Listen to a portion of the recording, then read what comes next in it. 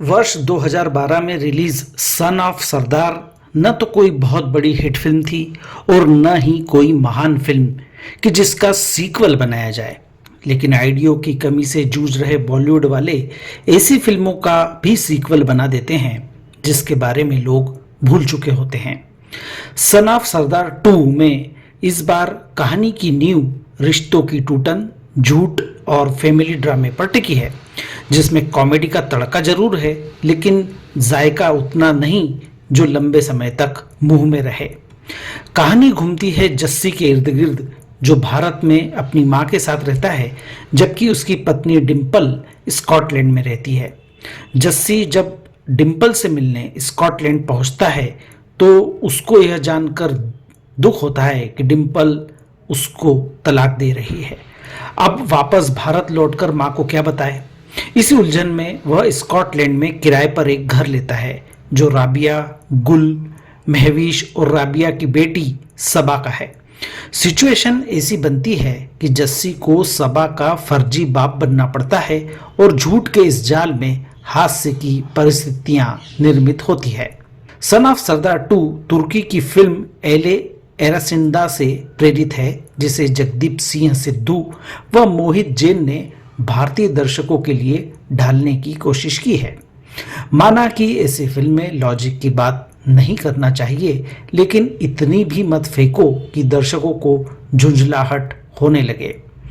कहानी की लॉजिक से ज़्यादा दूरी और ज़रूरत से ज़्यादा झूठ फरेब फिल्म को पहले हाफ में कमज़ोर बनाते हैं। कई कॉमिक सीन फ्लैट पड़ जाते हैं।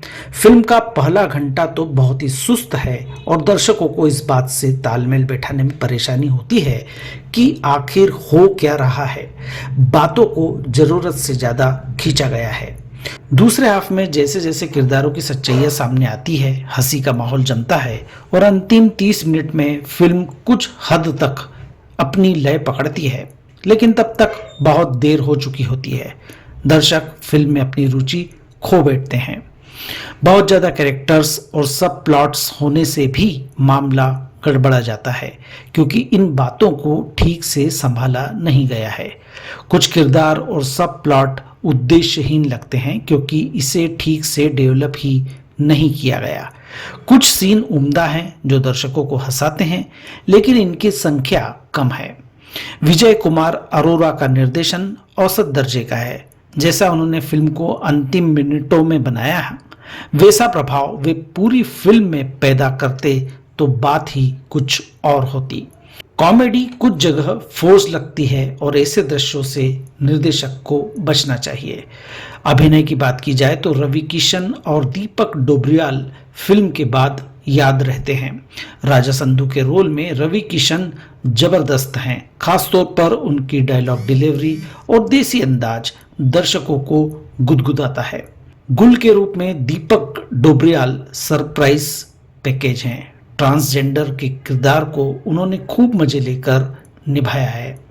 लीड एक्टर अजय देवगन और मृणाल ठाकुर की बात की जाए तो अजय का अभिनय तो ठीक है, लेकिन स्क्रिप्ट की कमियों के चलते उनका किरदार निखर नहीं पाया। मृणाल ठाकुर का डांस और स्क्रीन प्रेजेंस अच्छा है, पर किरदार अधूरा लगता है। शरद सक्सेना, चंकी पांडे, संजय मिश्रा, मुकुल देव, कुबरा सेठ, डॉली अहलूवालिया सहित कुछ कलाकारों का काम उम्दा तो कुछ का औसत है। संगीत में कुछ खास नहीं है। कुछ गानों का फिल्मांकन अच्छा है और इसका श्रेय सिनेमाटोग्राफर असीम बजाज को जाता है, जिन्होंने स्कॉटलैंड की वादियों से लेकर पंजाबी ठाट बाट तक को बखूबी फिल्माया है। बैकग्राउंड स्कोर और एडिटिंग ठीक ठाक है, लेकिन लंबाई थोड़ी कम की जा सकती थी। फिल्म के संवाद उम्दा है। रवि किशन और दीपक डोबरियाल की परफॉर्मेंस, आखिरी का आधा घंटा, खूबसूरत लोकेशन और कॉस्ट्यूम्स फिल्म के प्लस पॉइंट्स है, लेकिन धीमा और उबाऊ फर्स्ट हाफ, कमजोर पटकथा और जरूरत से ज्यादा किरदार प्लस पॉइंट्स के प्रभाव को कम करते हैं। इस फिल्म को मैं 5 में से 2 स्टार देता हूं।